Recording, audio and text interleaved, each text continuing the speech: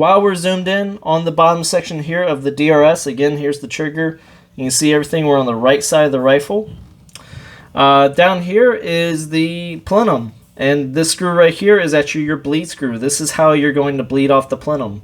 You're going to use a 2.5 millimeter hex. It goes right there, and you hear it leaking.